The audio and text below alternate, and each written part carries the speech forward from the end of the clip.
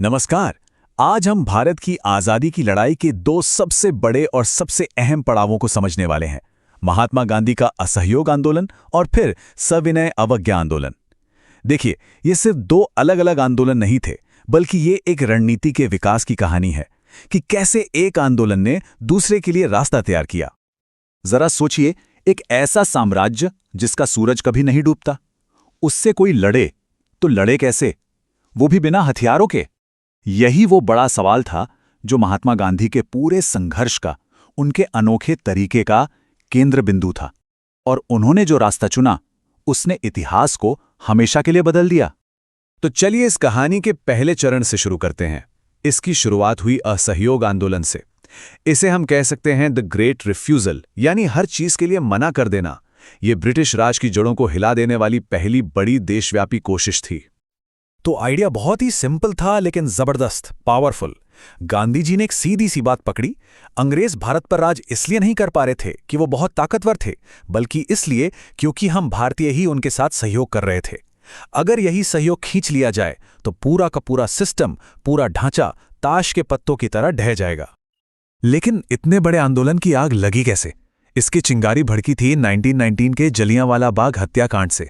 एक ऐसा जख्म जिसने पूरे देश के ज़मीर को हिलाकर रख दिया था, और लोगों को लगा कि अब बस बहुत हुआ, अब कुछ करना ही होगा। तो सवाल यह है कि ये असहयोग असल में जमीन पर दिख कैसा रहा था? मतलब करना क्या था? लोगों से कहा गया, देखिए, ब्रिटिश सिस्टम का हिस्सा मत बनिए, छात्र सरकारी स्कूल कॉलेज छोड़ दें, वकील अदालतों में जाना बंद कर दें, सरकारी नौकरियों से इस्तीफा दें, और सबसे जरूरी, विदेशी सामान का, कपड़ों का पूरी तरह से बहिष्कार करें और उसकी जगह अपनाएं स्वदेशी। ये अंग्रेजों की आर्थिक रीढ़ की हड्डी पर एक सीधी लेकिन पूरी तरह से अहिंसक चोट थी। आंदोलन जोरों पर था, पूरे देश में एक अलग ही माहौल था, एक नई ऊर्जा थी। लेकिन फिर अचानक सब कुछ रुक गया। क्यों? वजह थी ये, एक नंबर 22। हुआ ये कि चौरी चौरा नाम की जगह पर एक गुस्साई भीड़ ने एक पुलिस स्टेशन में आग लगा दी, जिसमें 22 पुलिसकर्मी मारे गए। गांधी जी के लिए अहिंसा वो सबसे ऊपर थी, और बस इस एक हिंसक घटना की वजह से उन्होंने इतना बड़ा देशव्यापी आंदोलन वापस ले लिया। तो क्या कहानी यहीं खत्म हो गई? बिल्कुल नहीं। संघर्ष रुका नहीं, बल्कि इसने एक नया और पहले से ज्यादा आक्रामक रूप ले लिया। अब हम आते हैं कहानी के दूसरे हिस्से पर, सविनय अवज्ञा।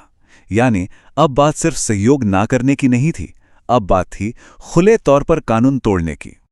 इस बार लक्ष्य बहुत बड़ा था और बहुत साफ था। अब बात किसी सुधार की या बेहतर सरकार की नहीं हो रही थी। 1929 में कांग्रेस ने ऐलान कर दिया, हमें चाहिए पूर्ण स्वराज, मतलब कंप्लीट इंडिपेंडेंस, पूरी आजादी। गेम बदल चुका था। और यहीं पर हमें रणनीति में एक जबरदस्त बदलाव देखने को मिलता है। पहले था कि हम सहयोग नहीं करेंगे, लेकिन अब था कि हम जानबूझकर आपके बनाए गलत कानूनों को तोड़ेंगे। ये पैसिव रेजिस्टेंस से एक्टिव डिफाइंस की तरफ एक बहुत बड़ा कदम था। और इस नए आंदोलन का आगाज हुआ इतिहास के सबसे यादगार प्रदर्शनों में से एक से, दांडी मार्च से। गांधी जी की रणनीति कमाल की थी। उन्होंने मुद्दा उठाया नमक का, एक ऐसी चीज जो हर गरीब से गरीब इंसान की जरूरत थी, और अंग्रेजों ने उस पर भी टैक्स लगा रखा था। 12 मार्च 1930 को गांधी जी अपने 78 साथियों के साथ निकले। 24 दिन चले, 240 मील से भी ज्यादा, और फिर 6 अप्रैल को दांडी के साहिल पर उन्होंने समंदर के पानी से नमक बनाया। वो सिर्फ एक मुट्ठी नमक नहीं था, वो पूरे ब्रिटिश साम्राज्य के लिए एक खुली चुनौती थी। और बस उस एक मुट्ठी नमक ने जैसे पूरे देश में एक चिंगारी लगा दी। हर तरफ कानून तोड़ने की होड़ मच गई। लोग खुद नमक बनाने लगे, सरकार को टैक्स देने से साफ मना करने लगे, और हर शहर में शांतिपूर्ण जुलूस और प्रदर्शन होने लगे। ये एक तरह से अवज्ञा का राष्ट्रीय त्योहार बन गया था। तो एक तरफ था सहयोग से इनकार, और दूसरी तरफ कानूनों को तोड़ना। रणनीति में ये जो बदलाव था, इसके मायने क्या थे? चलिए इसको और बेहतर समझने के लिए इन दोनों आंदोलनों को आमने सामने रखकर देखते हैं। देखिए, दोनों की सोच में जमीन आसमान का फर्क था। असहयोग का सीधा मतलब था, हम आपके साथ काम ही नहीं करेंगे, एक तरह का पैसिव एक्शन, ताकि सिस्टम ठप हो जाए। वहीं सविनय अवज्ञा का मतलब था, हम आपके अन्यायपूर्ण कानून को मानेंगे ही नहीं और उसे खुलेआम तोड़ेंगे। ये एक सीधी एक्टिव चुनौती थी। ये टेबल देखिए, फर्क और भी साफ हो जाएगा। असहयोग का मेन गोल था सरकार को यह दिखाना कि भाई हमारे बिना तुम कुछ नहीं हो, और सविनय अवज्ञा का सीधे सीधे कानून तोड़ना। एक की वजह थी जलियांवाला बाग का दर्द, तो दूसरे की वजह थी पूर्ण स्वराज की बुलंद मांग। और हां, सविनय अवज्ञा में एक और खास बात हुई। महिलाओं और नौजवानों ने जिस बड़े पैमाने पर हिस्सा लिया, उसने इस आंदोलन को एक नई ही एनर्जी दे दी थी। तो अब सवाल उठता है कि इन सब का नतीजा क्या निकला? क्या इन आंदोलनों से हमें तुरंत आजादी मिल गई? चलिए अब इस कहानी के सबसे जरूरी हिस्से पर आते हैं।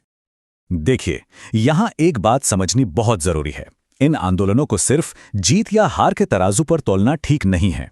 हां, यह सच है कि इनसे तुरंत आजादी नहीं मिली, लेकिन इन्होंने वो मजबूत नींव रखी जिस पर आगे चलकर आजादी की पूरी इमारत खड़ी हुई। इनका सबसे बड़ा असर यह हुआ कि इन्होंने देश के करोड़ों लोगों को जगा दिया, उन्हें एक साथ ले आए और अंग्रेजों को यह साफ साफ बता दिया कि अब भारत की आजादी की मांग को टाला नहीं जा सकता।